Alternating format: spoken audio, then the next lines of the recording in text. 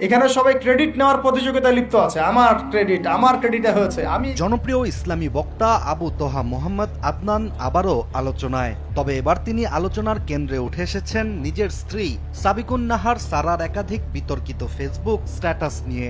আর আবু তোহার স্ত্রীর দেয়া পোস্টগুলো সামাজিক যোগাযোগ মাধ্যমে ছড়িয়ে পড়ার পর ব্যাপক প্রতিক্রিয়া সৃষ্টি হয় দেশ জুড়ে। কোরআন এবং হাদিসের কেন্দ্রিক জ্ঞানের চর্চা আল্লাহ পাক সবাইকে করার তৌফিক এনায়েত করুন, আমিন। আবু তোহার দ্বিতীয় স্ত্রী সাবিকুন নাহার সারা প্রথমে ফেসবুকের একটি পোস্টে অভিযোগ তোলেন তার স্বামী এক তরুণীর সাথে প্রেমের সম্পর্কে লিপ্ত রয়েছেন। সেই তরুণী বর্তমানে একজন এয়ার হোস্টেস হিসেবে কর্মরত আছেন বলেও জানান তিনি। সারা ওই পোস্টে আরও দাবি করেছিলেন তার স্বামী বর্তমানে বিভিন্ন নারী শিক্ষার্থী ও এয়ার হোস্টেসদের সঙ্গে ঘনিষ্ঠ যোগাযোগ রাখছেন, যা নিয়েই তিনি সরাসরি উদ্বেগ প্রকাশ করেন। এছাড়া স্ত্রী সারা আরও উল্লেখ করেন এসব সম্পর্ক গড়ে উঠেছে আবু তোহার বিভিন্ন প্রতিষ্ঠানের আয়োজনকৃত নারী পুরুষ মিশ্র ক্লাস ও প্রোগ্রামের মাধ্যমে। একটা দানা আপনি বেশি খেয়ে পৃথিবী থেকে যাবেন না। আবু তোহার স্ত্রীর দেয়া পোস্ট সামাজিক যোগাযোগ মাধ্যমে ছড়িয়ে পড়তেই শুরু হয় আলোচনা সমালোচনার ঝড়। অনেকেই এটিকে একান্ত পারিবারিক বিষয় বলে মন্তব্য করেন, কেউ আবার উস্তাদ আবু তোহার সম্মানহানির উদ্দেশ্যে সাজানো পরিকল্পনা হিসেবেই দেখছেন এটিকে। তবে কিছুক্ষণের মধ্যেই ওই ফেসবুক স্ট্যাটাসটি ডিলিট করে দিয়েছিলেন সারা। আমরা মুসলিম, আমরা মুহাম্মদ সাল্লাল্লাহু আলাইহি ওয়াসাল্লামের উম্মত।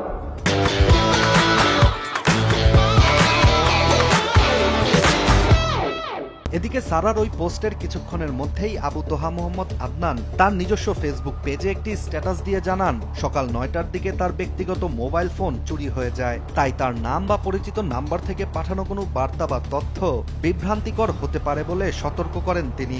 আবু তোহার এই পোস্ট দেখে অনেকেই ধারণা করছেন সারার দেয়া আগের পোস্টটি তার নাম ব্যবহার করে হয়তো তারই চুরি করা মোবাইল থেকে দেয়া হয়ে থাকতে পারে। দায়ীদের, বক্তাদের, তাদেরই কাজ দিনকে নিয়ে ফিকির করা। তবে ঘটনা আরো ঘোলাটে হতে শুরু করে যখন আবু তোহার স্ত্রী সারা আগের বক্তব্য থেকে সরে এসে একটি ক্ষমা প্রার্থী পোস্ট দেন ফেসবুকেই, যেখানে তিনি লিখেন কিছু হিংসুক ও বিরোধীরা উদ্দেশ্য প্রণোদিতভাবে তাকে ভুল তথ্য দিয়েছে, যা যাচাই না করেই তিনি আবেগপ্রবণ হয়ে তার স্বামীকে নিয়ে স্ট্যাটাসটি দিয়েছিলেন। তিনি বলেন তার ফেসবুক পোস্টের মাধ্যমে আবু তোহার সম্মানহানি হয়েছে এবং এজন্য তিনি অত্যন্ত লজ্জিত। আমি ওনাকে অনেক ভালোবাসি। জনপ্রিয় এই ইসলামী বক্তা আবু তোহা মোহাম্মদ আদনান এর আগেও একটি ঘটনায় তীব্র আলোচনার জন্ম দিয়েছিলেন।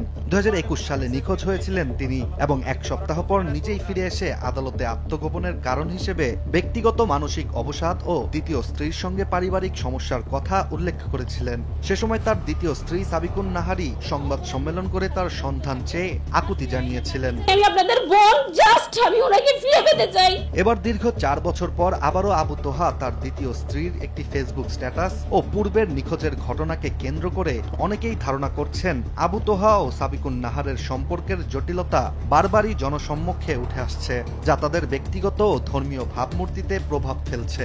এরপর সূরা বাকারার শেষের 3টা আয়াত পড়বেন, লিল্লাহি মা ফিস সামাওয়াতি, এখান থেকে। এমন ঘটনার শেষ কোথায় এবং আদনান নিজে এই বিতর্কে কি বক্তব্য দেন সেদিকেই এখন তাকিয়ে রয়েছে ইসলামী বক্তার অনুসারীরা ও সাধারণ মানুষ। ইয়াসআলুনাকা আনির রূহ। ইশতিয়াক হোসেন, দেশ টিভি। আমরা যার কবরকে কেন্দ্র করে